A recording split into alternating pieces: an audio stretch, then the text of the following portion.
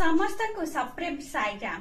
आसतु शुणिबा आजिर प्रशांति अनुचिंता सेही दिव्य गुण गुड़िक कौन जहाकु आमे दैनंदिन जीवन रे निश्चित भावरे पालन करिबा पई प्रयास करिबा आवश्यक। भगवान आज प्रेमपूर्ण भावरे निजर उपदेश द्वारा आमको अति उत्साहित मध्य करिसंती। जदि तुमे मार्ग और लक्ष्य स्थल विषय अवगत होइना हो ताहले तुमे अग्रगति करुछ कि नाही बोली ताहा किपरि जानि पारिबो।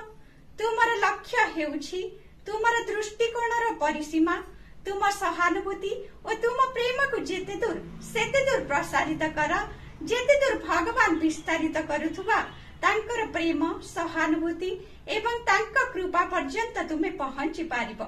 तेणु तुमे किपरि अधिकरु अधिक भगवान का सान्निध्य रे रही पारिबो सेथि प्रति सदाबेले सतर्क रुह।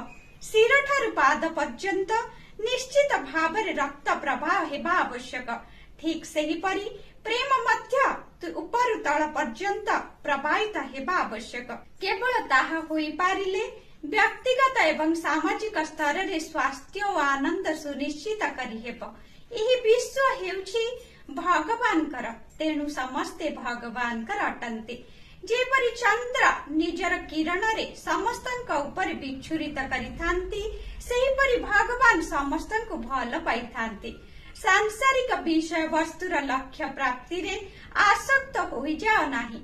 संसार भीतरे रुह किंतु संसार को तुम भीतरे आसीबा को दियो नाही।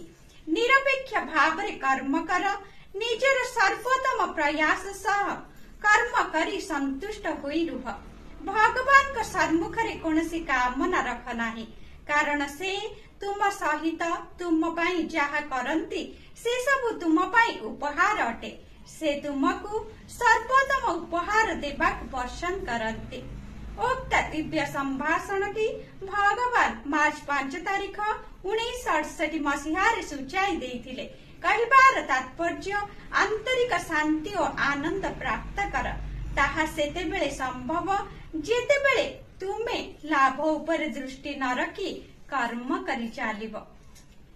जय साईराम।